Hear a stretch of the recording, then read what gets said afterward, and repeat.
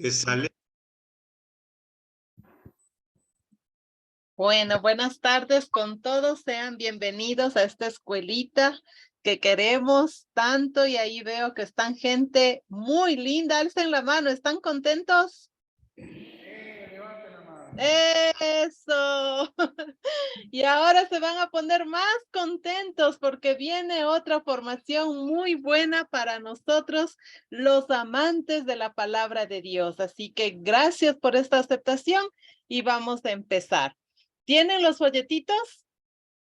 Álcenlos, eso. Muy bien, quien tiene un tesoro tiene un amigo, dice, ¿verdad? Y este es su amigo para poder leer mejor la palabra de Dios e interpretarla de manera plena y correcta. Así que nos vamos entonces a la página 34.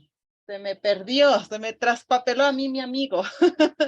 Muy bien, ahí ya los veo, van llegando, qué emoción. Vamos entonces al tema 5, la palabra de Dios en la Biblia. Recuerden que el tema 1, 2, 3 y 4 ya fueron abordados. Quería hacerles un repaso, pero como las fallas técnicas se hicieron presente, eso les voy a dejar a ustedes para que por favor revisen el tema 1, el tema 2, el tema 1, Dios nos habla en la vida. El tema 2, los otros lugares donde Dios nos habla. El tema 3, imágenes en torno a la Biblia. Y el tema 4, las preguntas que nos ayudan a familiarizarnos con nuestra Sagrada Escritura. Eso habíamos abordado el encuentro anterior. Hoy nos toca el tema 5, la palabra de Dios en la Biblia. Y ustedes seguramente se han preguntado, ¿por qué decimos que la palabra de Dios está inspirada? ¿Por qué decimos que es revelación? ¿Y por qué es canónica?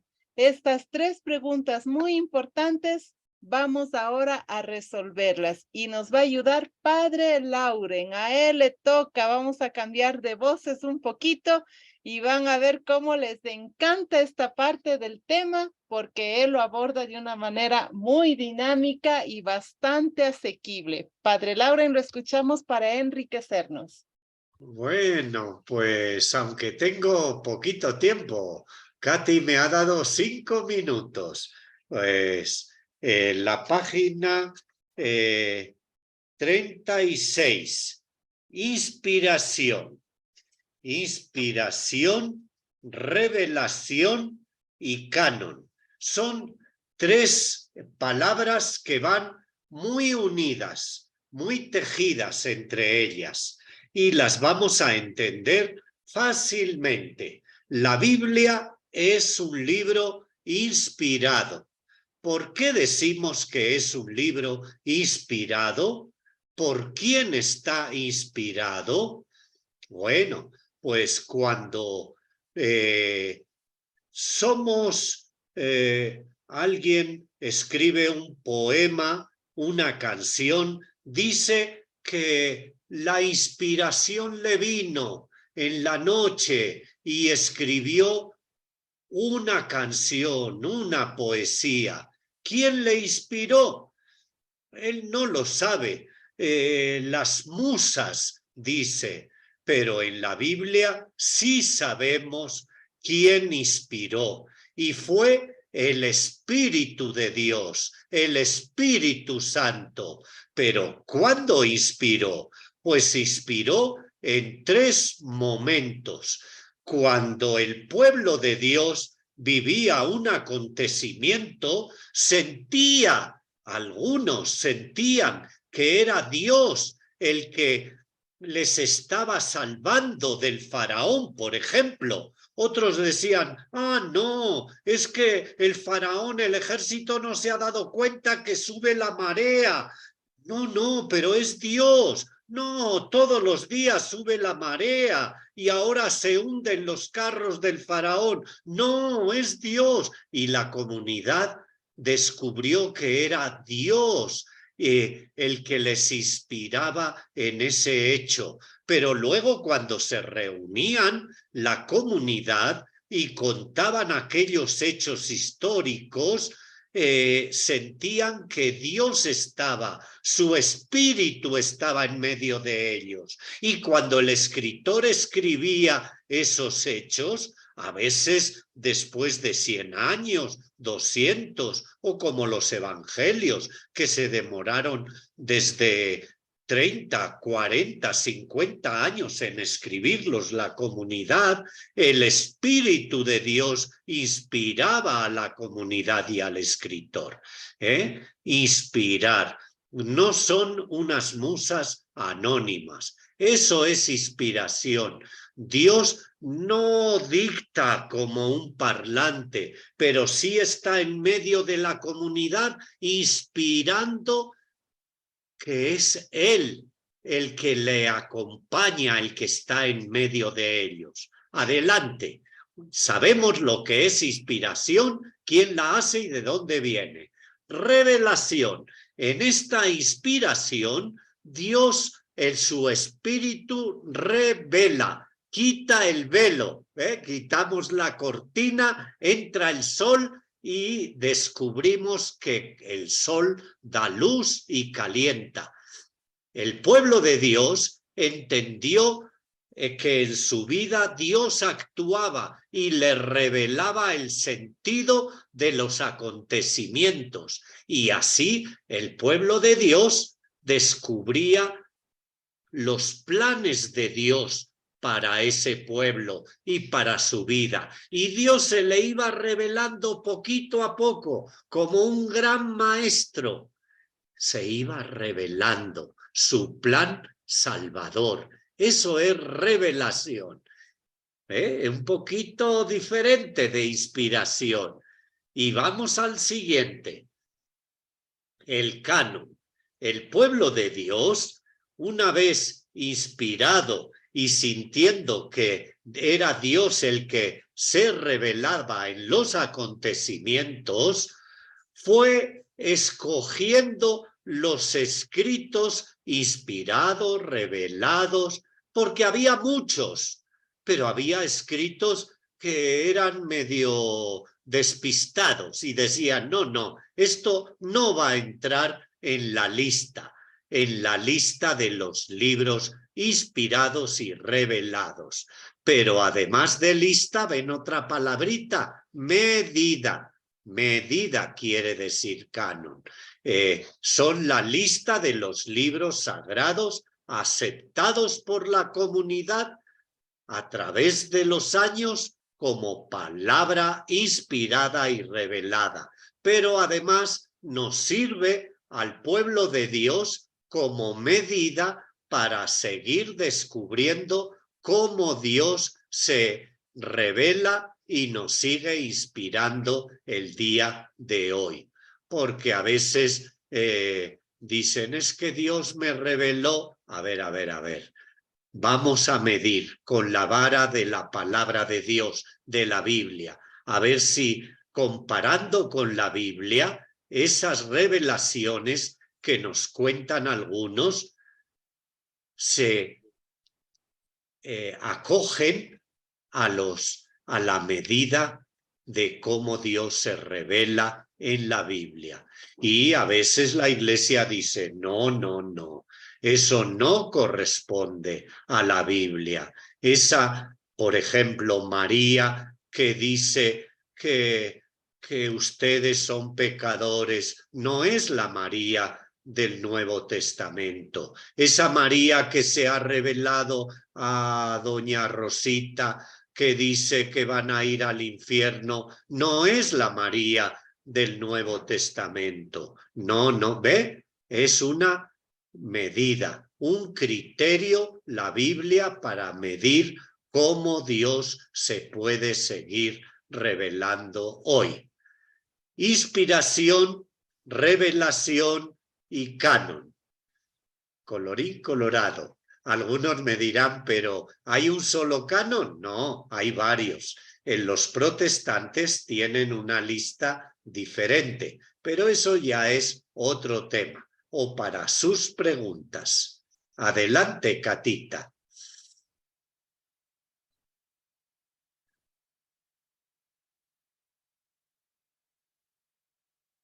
Micro.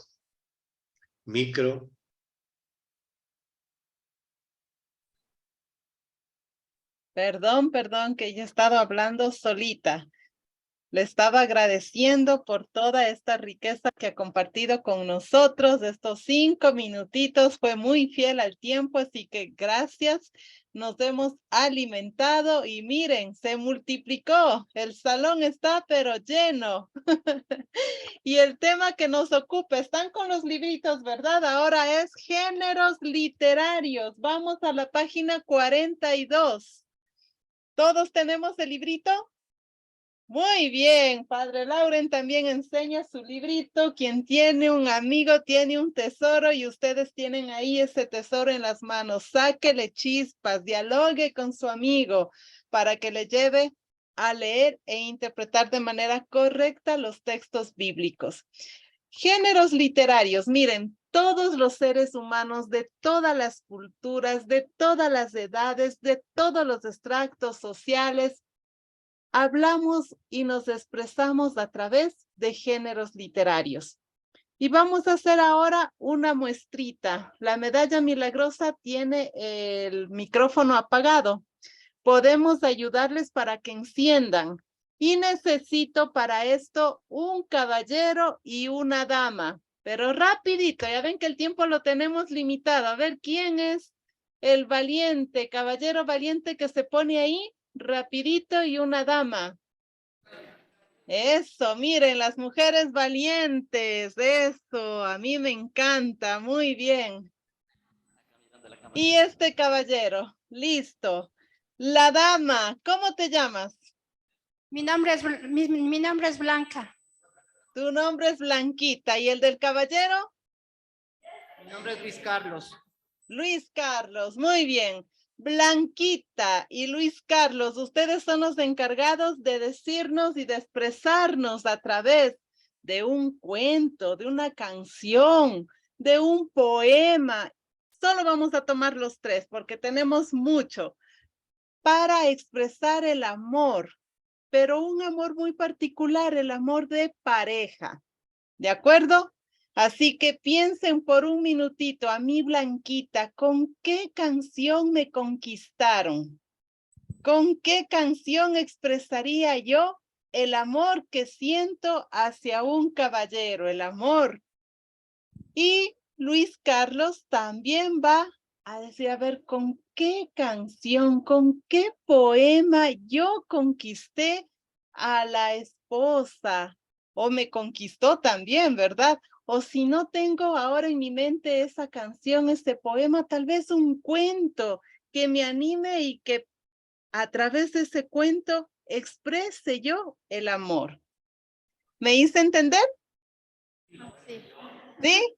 Ay, Blanquita se está riendo, siempre las mujeres más bandidas, ¿verdad? Recuerden, el tema esencial es el amor de pareja.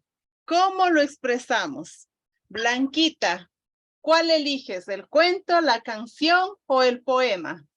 Hay 3 géneros literarios para que tú expreses el amor a la pareja. A ver, sería con una canción.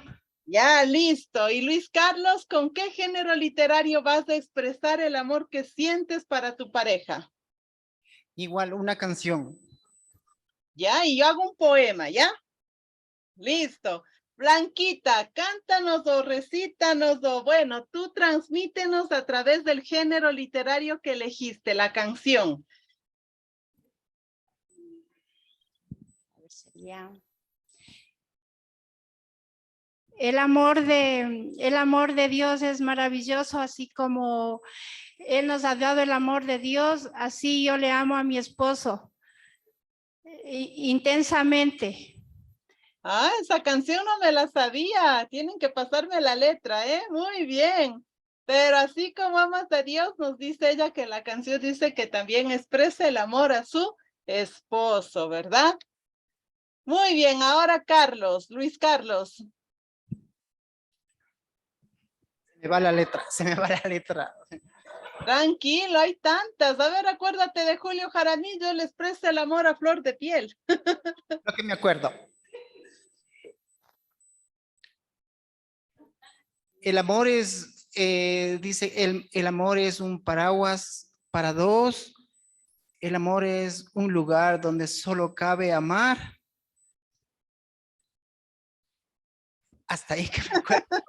Pero Muy bien, alguien del público que se acuerde una canción, a ver que cante un pedacito, pero que sea expresando el amor al caballero, a la pareja. ¿Quién se anima? No importa si tenemos voz desafinada, que ahorita no estamos para calificar eso, sino para poder entender cómo todos expresamos a través de géneros literarios. Gracias, Blanquita. Gracias, Luis Carlos. A ver, ¿alguien se anima? Por favor, una canción. Nadie se anima con una canción. Vamos a ver si Padre Lauren se anima, el que tiene una vocesota de todo buen músico. Padre Lauren, ¿está por ahí? Claro que estoy. A ver, una canción de las que usted sabe. Ah, mire, por ahí ya se animó. Ah, muy bien. A ver, la canción. Buenas tardes. Hola, padre. La canción de amor se llama El Aguacate. Eso, a ver, el aguacate. Sí, se así. Tú eres mi amor, mi dicha y mi tesoro, mi solo encanto y mi ilusión. Calmar. Eso, ya. Mi solo encanto y mi ilusión. Muy bien. Bien. Ven, tú eres mi amor, mi dicha y mi tesoro. Le está expresando el amor que siente, en este caso, Julio Jaramillo, hacia una de las chicas que él conoció, ¿verdad? Un poema. A mí me acuerdo que alguna vez alguien me dijo, Katy, si tú me aceptas, yo te bajo el sol, la luna y las estrellas y las coloco a tus pies. Y yo feliz dije, wow, ese es el indicado, ese es. Me estaba expresando el cariño, el amor que él siente por mí, ¿verdad? Era otra manera diferente de expresar su sentimiento.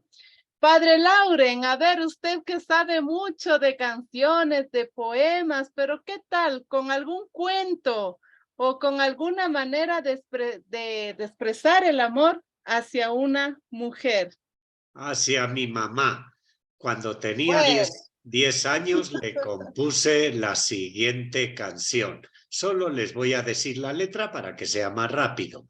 Cuando sea mayorcito, voy a hacer una escalera que me una con el cielo, las cometas y las estrellas. Y a ti, mamita, te bajaré la luna llena para que alumbre la casa sin que gastes luz eléctrica. oh, muy bien. Ese es el amor que expresa un niño a su mamá y que utilizó un género literario, y ese género literario es la poesía, el poema, etcétera, ¿verdad? Nos hacemos entender, vamos entrando en sintonía. Todas las culturas, todas utilizamos géneros literarios para expresar un sentimiento o un pensamiento, una idea, ¿de acuerdo? Y la palabra de Dios, nuestra sagrada escritura, ¿qué creen? No cayó del cielo, como ya lo hemos visto en el encuentro anterior. Está formada por el sentimiento, las ideas, todos aquellos mensajes que nos querían dejar los autores sagrados acerca de lo que ellos sentían y vivían dentro y fuera de las comunidades.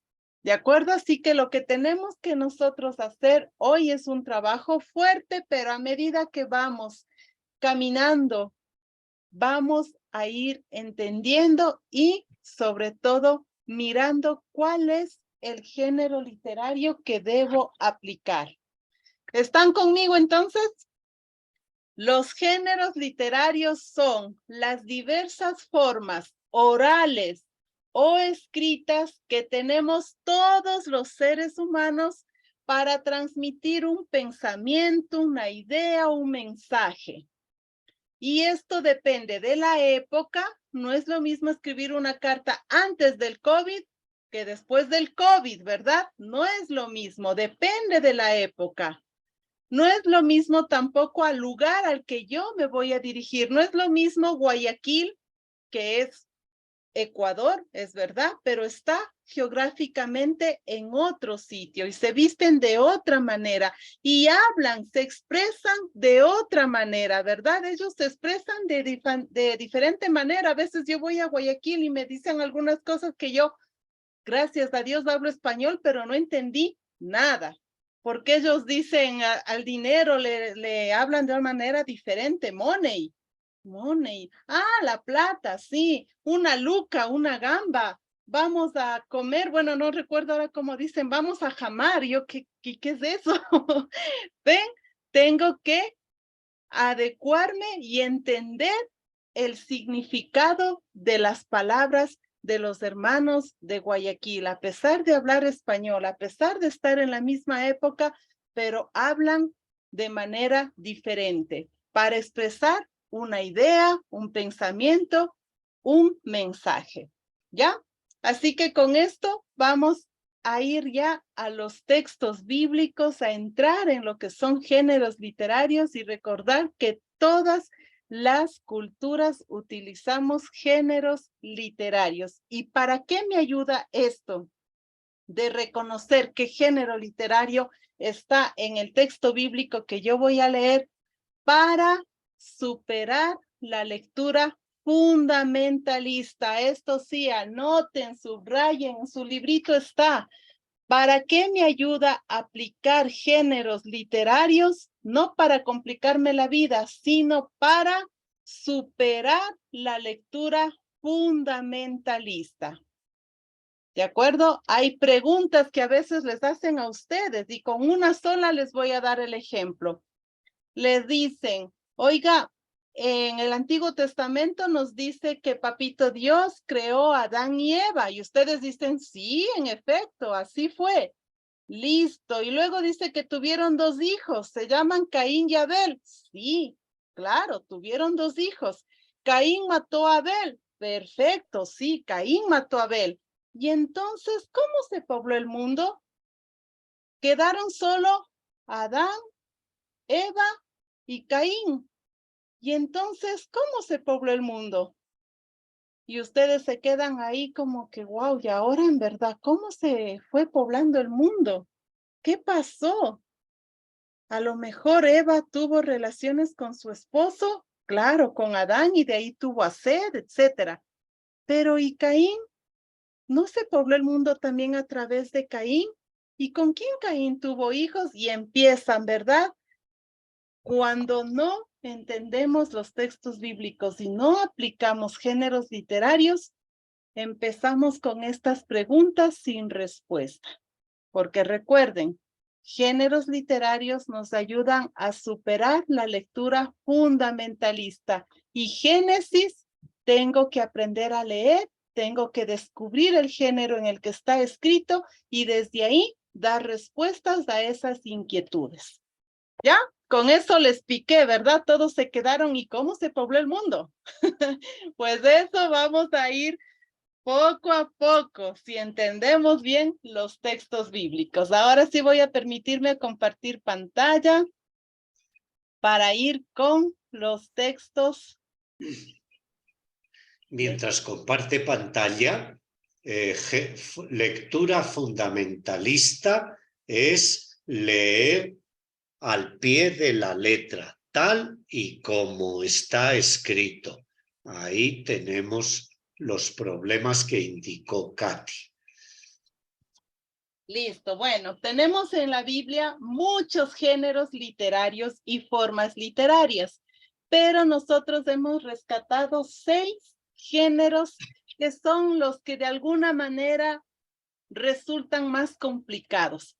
Así que nos vamos a meter ya con estos géneros literarios que ¿para qué nos sirven? Para superar la lectura fundamentalista o como bien Nos comenta Padre Laura en la lectura al pie de la letra. Esa tenemos que aprender a superar. Primer género que nos va a ayudar a esto, género mítico o género mitológico. ¿A qué se refiere este género y dónde lo encontramos? Voy por la segunda pregunta. ¿Dónde lo encontramos? En nuestra Sagrada Escritura, sobre todo en los capítulos 1 al 11 del primer libro que tenemos en la Sagrada Escritura. Me refiero al Génesis. Génesis del capítulo 1 al capítulo 11 tienen que aprenderlo a leer bajo este género literario, género mítico o mitológico.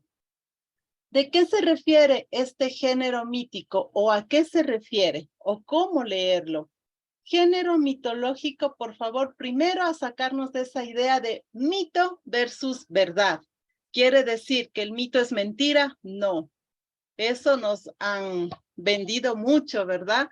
Que lo que es contrario a la verdad es mito, es decir, es mentira. No, el género mitológico, sobre todo aplicando en Biblia, son las reflexiones de los sabios de Israel para expresar, un sentimiento que ellos tienen por Yahvé Dios.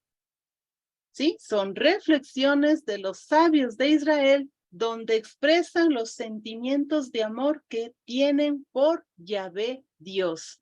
Y para expresar esto, ellos se sirven de símbolos. Aquí hay que utilizar mucho la simbología.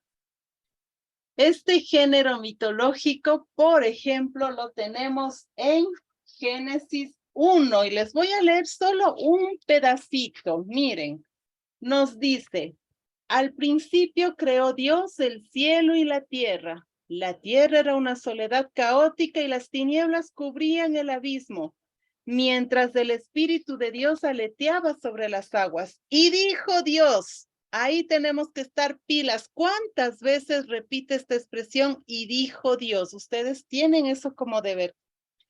Y dijo Dios, que exista la luz, y la luz existió. Vio Dios que la luz era buena y la separó de las tinieblas. A la luz la llamó día y a las tinieblas noche. Pasó una tarde, pasó una mañana, el día primero. Y dijo Dios, segunda vez que expresa el autor sagrado esta frase. Y dijo Dios, que haya un firmamento entre las aguas para separar unas aguas de otras. Y así fue. Hizo Dios el firmamento y separó las aguas que hay debajo de las aguas que hay encima. Al firmamento Dios lo llamó cielo. Pasó una tarde, pasó una mañana, el día segundo. ¡Wow! Aquí se repite otra vez esta frase. Pasó una tarde, pasó una mañana. A subrayar. Algo tiene que decirnos. Para asombro, otra vez. Y dijo Dios. Ya es la tercera vez y dijo Dios, que las aguas que están abajo de los cielos se reúnan en un solo lugar y aparezca lo seco. Y así fue. A lo seco lo llamó Dios tierra y a la acumulación de las aguas las llamó mares. Y vio Dios que era bueno. Uy, ahora aparece otra frase muy simpática. Y vio Dios que era bueno. Y dijo Dios, cuarta vez, produzca la tierra vegetación, plantas con semilla y árboles frutales que den en la tierra frutos con semilla de su especie. Y así fue. Brotó de la tierra vegetación, plantas con semilla de su especie y árboles frutales que dan fruto con semilla de su especie. Y vio Dios que era bueno. Otra vez esta frase, y vio Dios que era bueno. Hay que subrayarla. Pasó una tarde, pasó una mañana, el día tercero. Quinta vez, y dijo Dios, que haya lumbreras en el firmamento celeste para separar el día de la noche y sirvan de señales para distinguir las estaciones, los días y los años, que brillen en el firmamento para iluminar la tierra. Y así fue. Hizo Dios 2 lumbreras grandes, la mayor para regir el día y la menor para regir la noche, y también las estrellas, y las puso en el firmamento para iluminar la tierra, para regir el día y la noche, y para separar la luz de las tinieblas. Y vio Dios que era bueno. Pasó una tarde, pasó una mañana, el día cuarto. Y así nos va expresando este lindo poema, el amor que esta comunidad siente por Yahvé Dios. Porque cuando ustedes se van fijando, repite como 10 veces esta expresión, y dijo Dios. Pero para esta cultura en la que nace el texto bíblico, que es la cultura judía, cultura oriental, siglo V antes de Cristo aproximadamente, ¿qué significará el número 10? Debe de significar algo.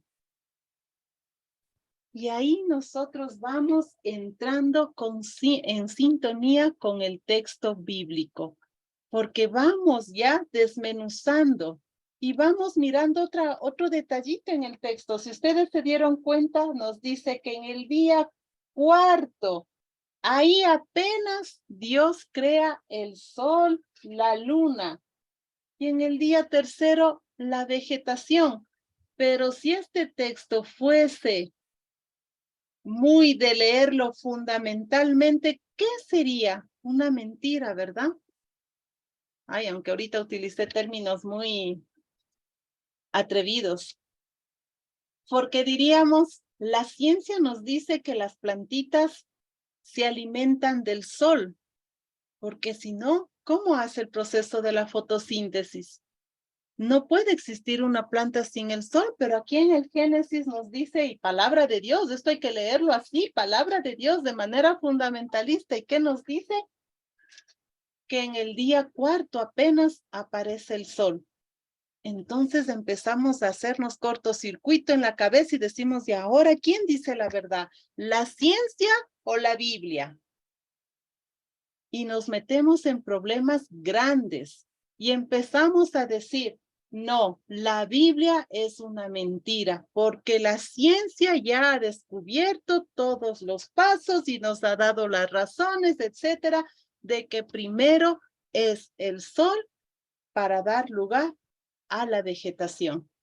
Cuando no aprendemos a leer la Biblia de forma plena y perfecta, caemos en estas trampas y nos alejamos de la palabra de Dios, de este segundo libro que da vida a mi primer libro, que es todo esto que nosotros hoy estamos compartiendo. Y ahí tenemos que aplicar y decir, no, la Biblia es un conjunto de libros que nos expresan el amor, las dificultades, los mensajes, los conflictos, las alegrías, las tristezas que vive un pueblo con esa iluminación de Yahvé Dios. ¿De acuerdo? Espero haberme dado a entender. El género mitológico se lo utiliza en los primeros 11 capítulos del Génesis y nos ayuda a reflexionar lo que el sabio o el grupo de sabios de Israel quería transmitir. Y ejemplo, Génesis 1, ¿qué quieren expresar? El amor profundo que siente su pueblo por Yahvé Dios. No quieren transmitirnos científicamente cómo se creó el mundo. No. Lo que buscaban los autores sagrados del siglo V antes de Cristo es expresar el amor a través de un poema, y que en este poema hay hay símbolos que nosotros tenemos que aprender a descubrir qué significaban para esa cultura. Y a través de descubrir estos símbolos nos vamos dando cuenta que no son reflexiones científicas, no, son reflexiones de amor de este pueblo que tienen en su corazón a Yahvé Dios. ¿De acuerdo? Me gustaría verles un ratito las caritas. Voy a dejar de compartir. Sí, me hice entender este primer género literario. Alcen la manito sin vergüenza, palabras separadas, sin vergüenza, ¿se entendió? No son reflexiones científicas, no, son reflexiones de los sabios de Israel, de un pueblo que está profundamente enamorado por Yahvé Dios, de Yahvé Dios. Es un poema que expresa el amor profundo y ellos no estaban buscando si el sol con la fotosíntesis, no, ellos lo que buscaban era expresar. ¿Recuerdan? Katy, si tú me aceptas bajo el sol, la luna y las estrellas y las pongo a tus pies, por Dios, eso no me iba a ser un caballero, lo que estaba es expresando el amor. Igual, el pueblo, la comunidad hermana judía, lo que estaba expresando es el amor profundo que sienten por Yahvé Dios. ¿Sí? Género mitológico, entonces, es o son las reflexiones de los sabios de Israel para expresar el amor profundo que tienen por Yahvé Dios y contestar a las preguntas que todas las culturas nos hemos hecho. ¿Cómo se creó el mundo? ¿Para qué se creó el mundo? ¿Cómo fue el inicio? ¿Cuál es el origen del bien, del mal? ¿Por qué los hermanos siendo del mismo vientre se pelean? ¿Por qué el rey acapara nuestras tierras? ¿Por qué? ¿Por qué? ¿Por qué? ¿Cuál es el origen? Todo eso tenemos en el capítulo del 1 al 11. El origen de la humanidad, el origen del universo, el origen del pueblo de Dios. Pero desde ese amor profundo, no desde las ciencias, no, sino desde el amor profundo que este pueblo tiene por Yahvé Dios. Y para ello tenemos que estar muy pilas y les recomiendo para todos los géneros literarios leer las introducciones bíblicas y también estas letras chiquititas que tienen bajo el texto bíblico. Ahí tienen las notas explicativas y ahí les va diciendo, ojo, este es un género literario que hay que saberlo leer con mucho cuidado. Está frente a usted el género mitológico, que son reflexiones y que tenemos que descubrir los símbolos, etcétera. ¿De acuerdo? ¿Sí? Esta dinámica tenemos que hacer y nos va a ayudar mucho. ¿Ya? Si hay preguntas, más luego continuamos, pero ahora avanzamos con los siguientes géneros literarios. Tenemos entonces el género, ay, se me fue, ya no quiere avanzar. Género del Midrash. Este es un género que a mí en lo particular me encanta, pero me estoy saltando, déjenme ver. Algo le pasó aquí. Aquí está. Género de evangelio. ¿Qué es el evangelio? La proclamación de la buena noticia. Y nosotros, desde este ser cristianos, decimos es la proclamación de la buena noticia de Jesús. El evangelio de Marcos, que es el evangelio más antiguo, incluso pone, este es el comienzo de la buena nueva del Hijo de Dios. Lean Marcos 1:1. Este es el comienzo de la buena nueva del Hijo de Dios. Este es el evangelio. Ahí, el evangelio de Marcos, en el primer versículo de su primer capítulo, ya nos está anunciando que estamos frente a un género literario que se llama evangelio. ¿Sí?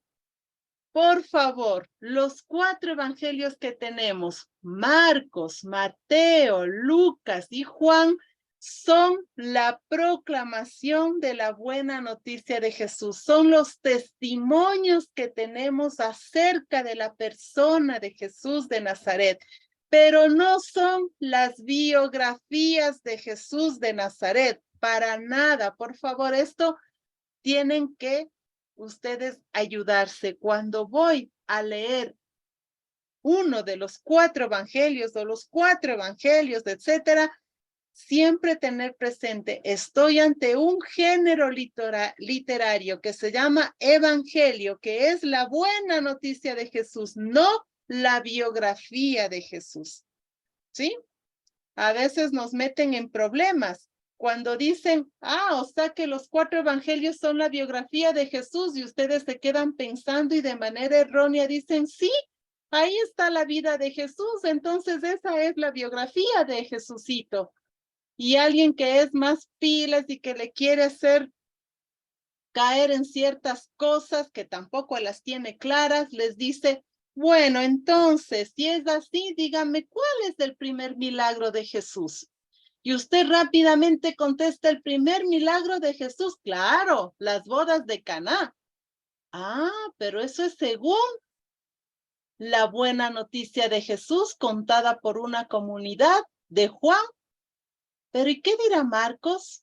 ¿Cuál es el primer milagro, en el Evangelio de Marcos? Y si usted se va expandiendo más esa cabecita y ese corazón, le pregunta, ¿y el primer milagro para el Evangelio de Lucas y de Mateo, cuál será? Y empiezan ustedes a buscar, sobre todo en el de Marcos, que es el más pequeñito, ¿no? Menos capítulos, apenas 16 capítulos, y se pone a buscar, y no hay las bodas de Caná. ¿Y ahora qué pasó?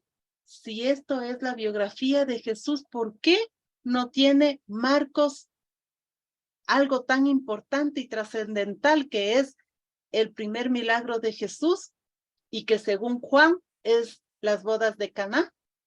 Y ahí ustedes empiezan a ponerse igual que en el género mitológico, ¿no? Con chispas en la cabeza. ¿Y ahora? ¿Será que Marcos nos mintió? ¿O Juan? ¿O por qué Marcos no lo puso?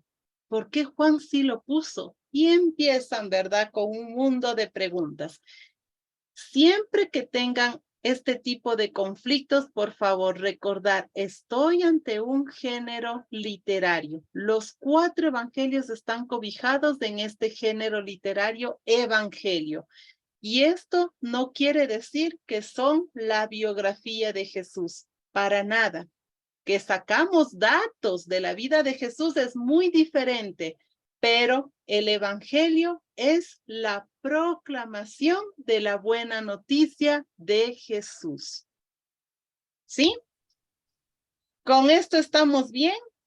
Quiero verles las caritas, me encanta verles las caritas. ¿Qué tal? ¿Estamos bien? Entonces, el género evangelio no son las biografías de Jesús, ¿verdad? Son la proclamación, el testimonio de las comunidades, sea de Marcos, de Mateo, de Lucas, de Juan, acerca de Jesús de Nazaret, las buenas noticias. ¿Sí? Ese es el género evangelio. Avanzamos.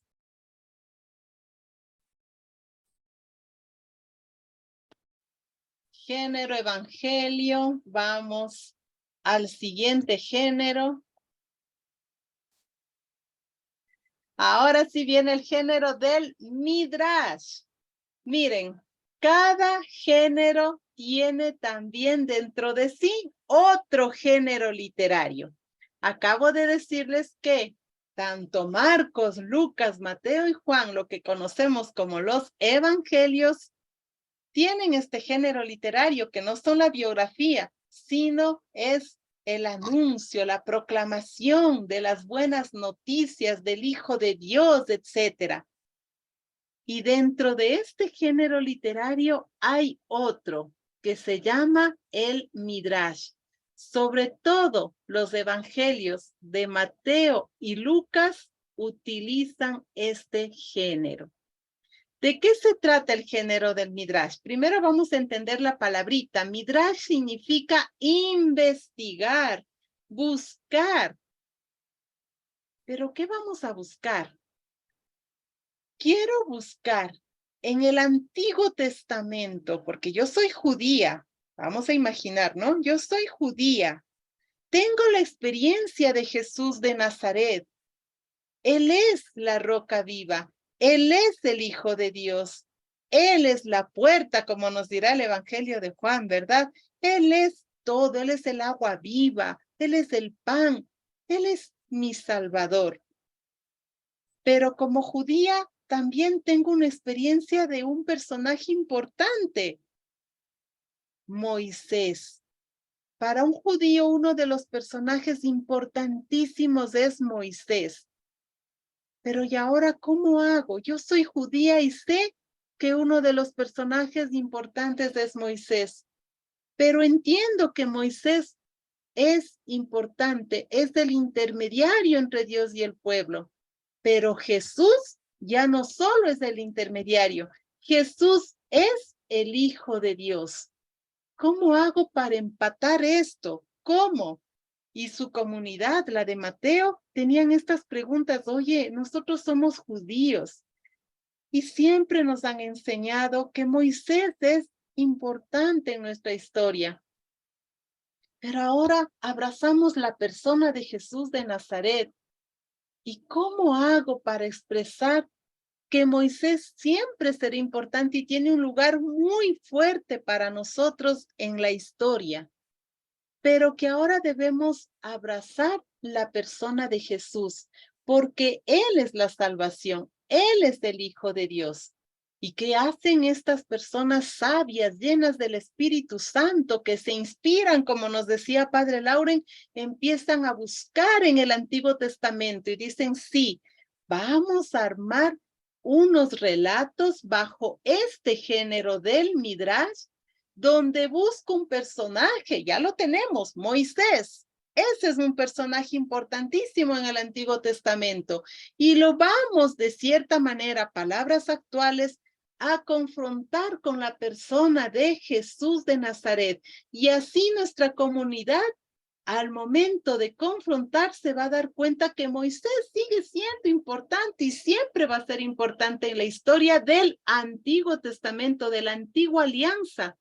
Pero ahora hay una nueva alianza y ya no lo vamos a hacer con un intermediario, sino con el Hijo de Dios, que también uno de los roles es ser intermediario, pero este es más importante, este tiene autoridad, ¿de acuerdo?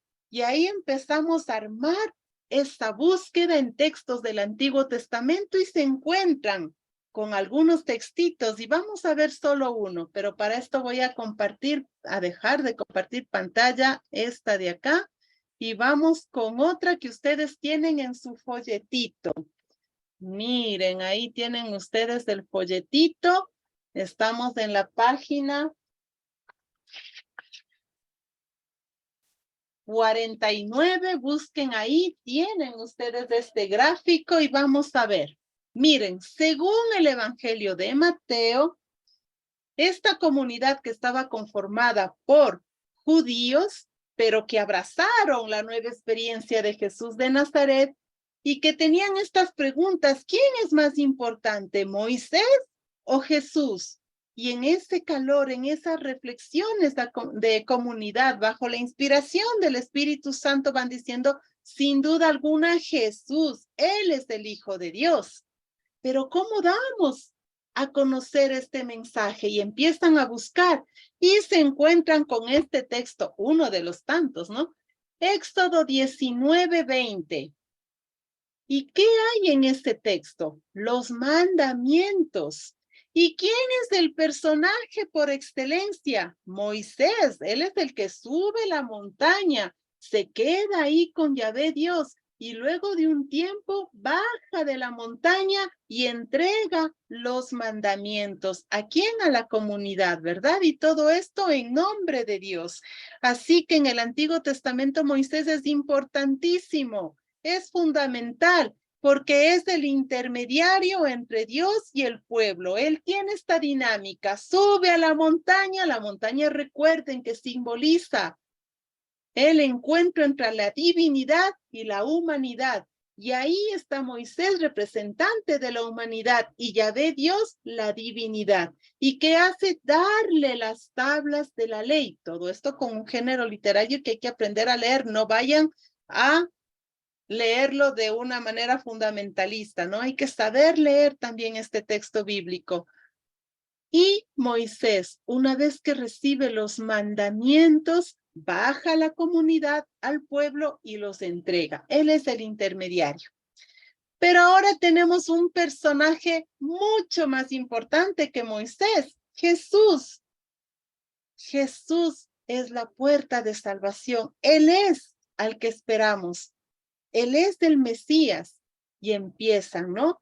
En Mateo 5, esto ya bajo la inspiración que Dios les da a este grupo de judíos que utilizan este género del Midrash y hacen este capítulo 5, pero siempre bajo la investigación que ellos hicieron de Moisés en este capítulo de Éxodo 19:20.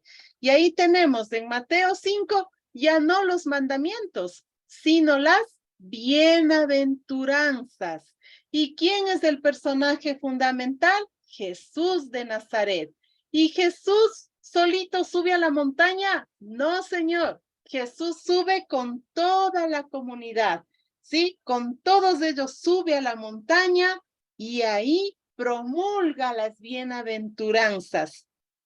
Él ya no está, baja de la montaña, sube a la montaña con esto de ser intermediario. No, porque Jesús es el Hijo de Dios y en Él hay autoridad. ¿Sí?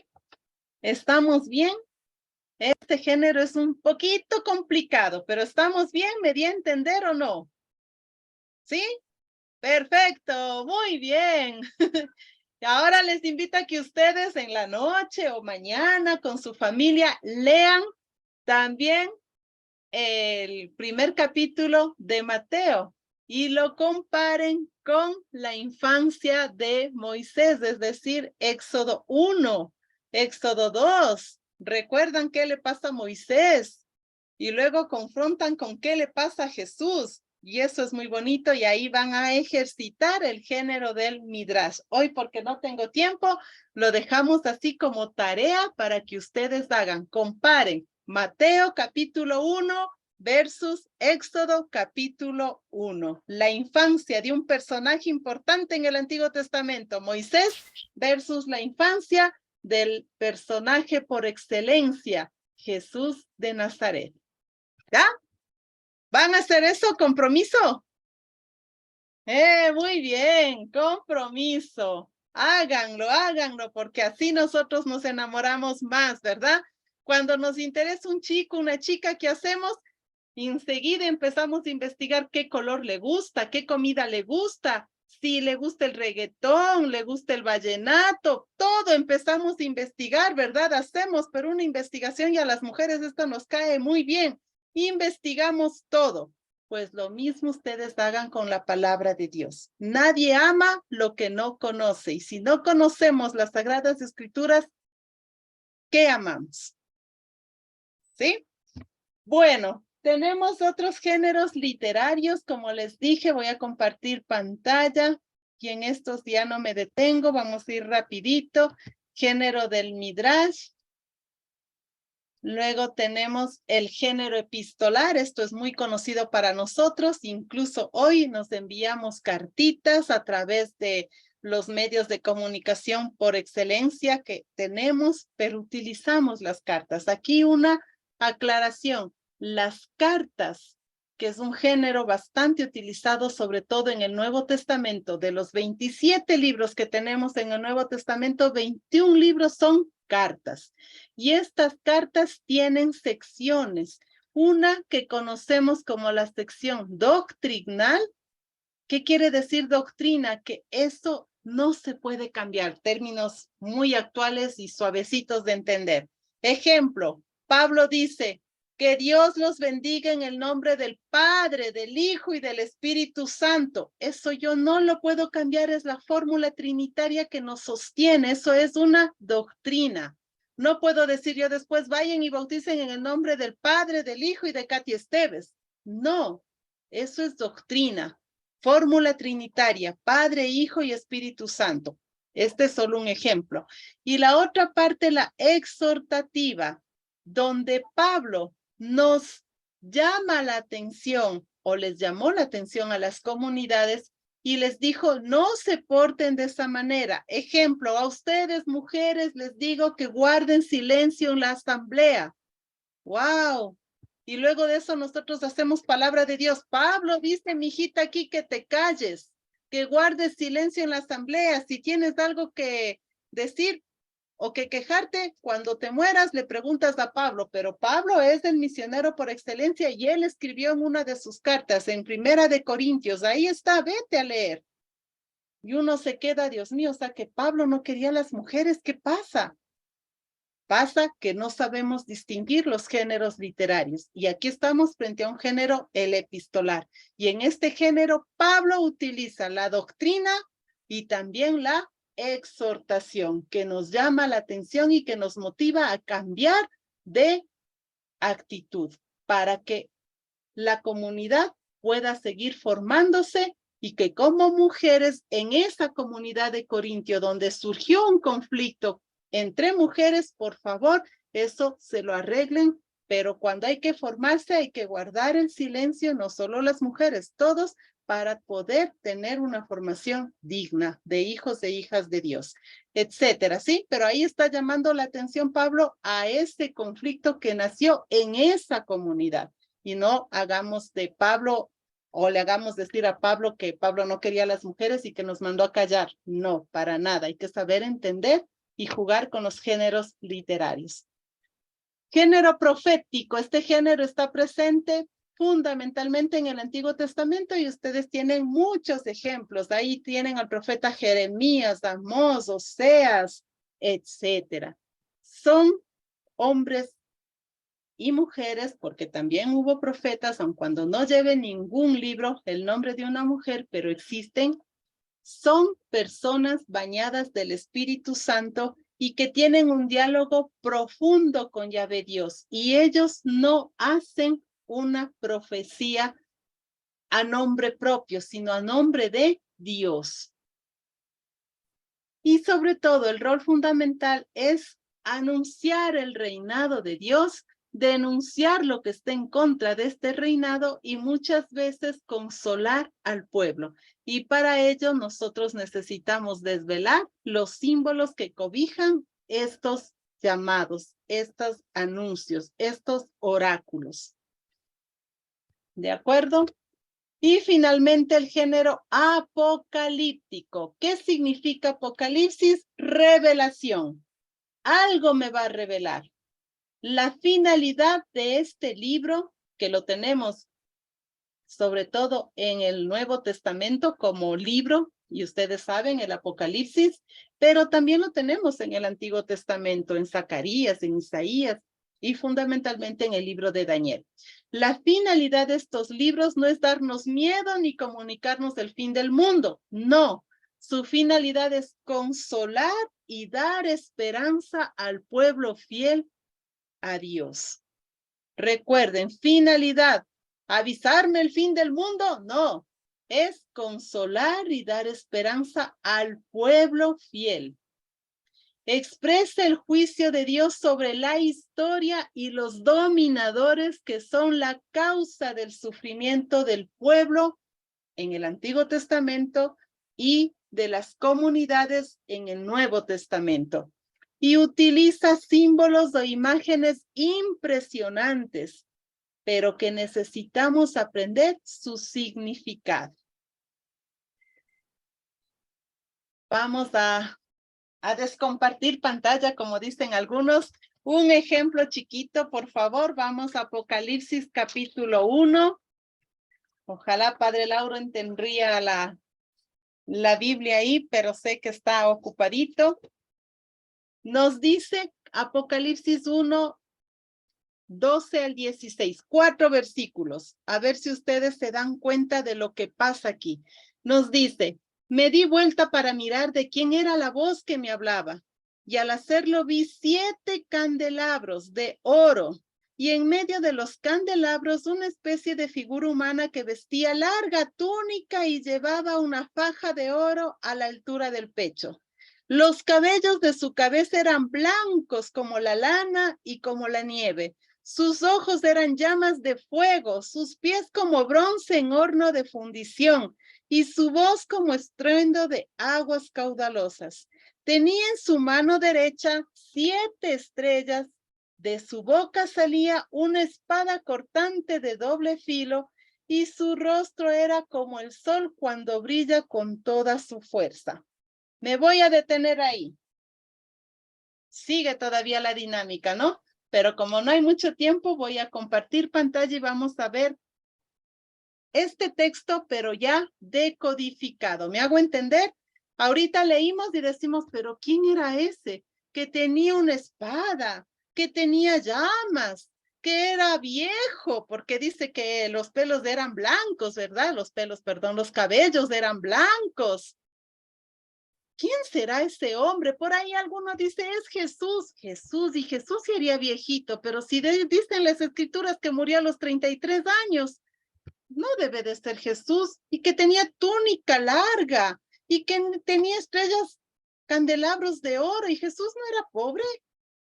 ¿De dónde sacan eso? ¿Quién era eso? Eso más parece un extraterrestre. Pero cuando nosotros sabemos que esto está escrito en un género literario, decimos, ojo, ahí está un género literario. Y el que investiga dice, sí, es el género del Apocalipsis. Ah, muy bien, entonces vamos a ver qué significa Apocalipsis, revelar. No es el fin del mundo, no, es el fin de una época de maldad y Dios nos dice que tengamos esperanza, porque Él siempre triunfará. El bien siempre será mucho más que el mal, ¿verdad? Y vamos a decodificar los símbolos. Aquí pongan mucha atención y con esto termino. Déjenme ver si encuentro rapidito. Miren, es que lo tengo aquí al librito, aquí está, miren. Apocalipsis 1, del 12 al 16. Y ahí vamos a ir decodificando. Nuevamente tomo la Sagrada Escritura y me voy dando cuenta y digo, me di vuelta para mirar de quién era la voz que me hablaba. Y al hacerlo vi 7 candelabros de oro. ¿Qué significan los 7 candelabros? Ah, significan las 7 comunidades, la universalidad de la iglesia, la presencia de Dios en todas partes. Ah, no han sido candelabros de oro. Si leo de manera fundamentalista me pierdo. Pero si ya aplico el género literario me doy cuenta que estos candelabros de oro tienen un significado y son 7 comunidades. Avanzo en la lectura. Y en medio de los candelabros una especie de figura humana que vestía túnica larga. Ay, dice una figura humana con túnica larga y llevaba una faja de oro a la altura de pecho y ahí nos va describiendo el Hijo del Hombre. ¿Quién es el Hijo del Hombre? Jesús, el Mesías, el modelo de la humanidad salvada. Y este Hijo del Hombre tiene una túnica larga. ¿Qué significa la túnica larga? Jesús el sacerdote. ¡Ay, qué bonito!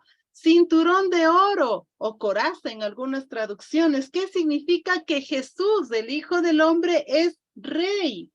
Y los cabellos blancos, ¿qué significa? Que Jesús, el Hijo de Dios, que es sacerdote, rey, es eterno.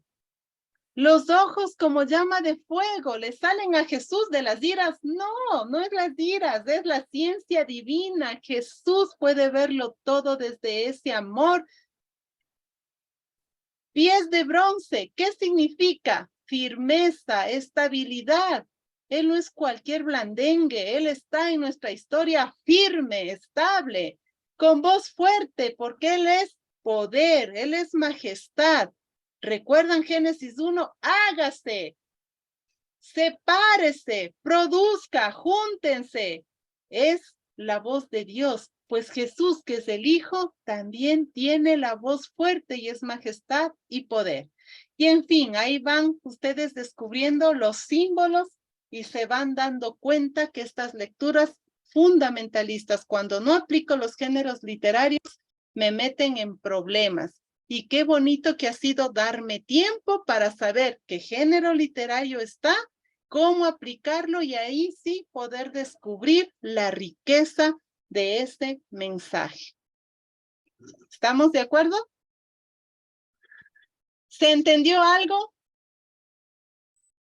Algo dicen, como dicen los gringos, por ahí.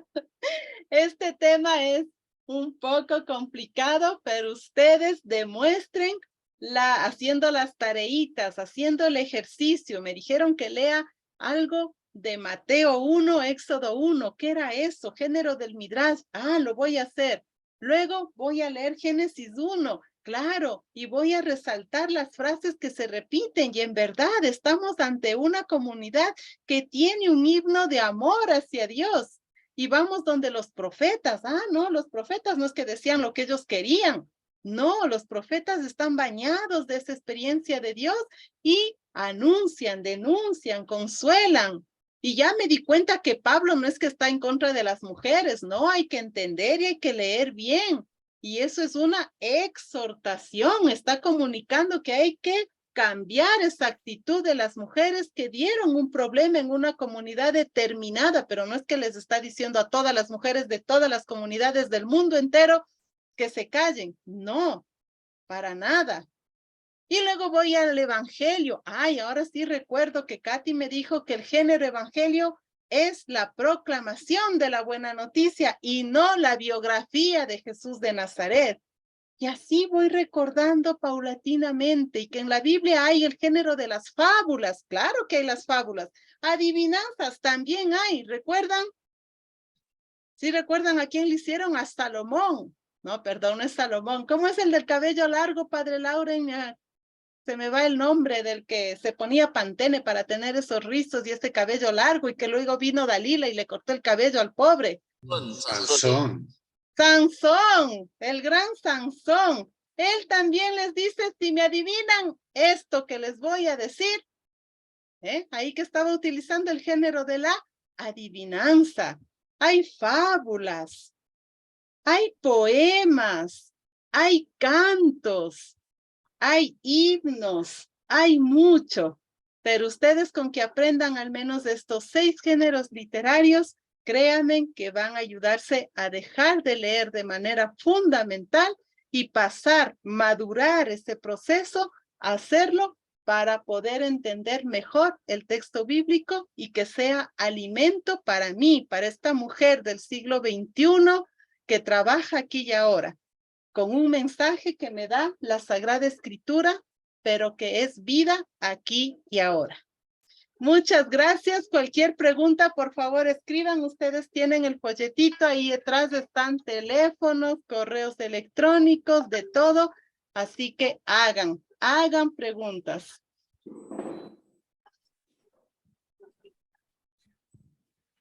Hola, hola. Sí, agradecerle infinitamente a usted, Pati, por este trabajo y esta jornada en esta hora con nuestra escuelita de la Medalla Milagrosa. Así que muy bien, excelente su mensaje y también su presentación en estos de los géneros literarios. Muchas gracias, que Dios le bendiga a usted y muy bien también al padre Lauren. Una vez más, nuestro agradecimiento y nos seguimos viendo en la siguiente pantalla después de 15 días.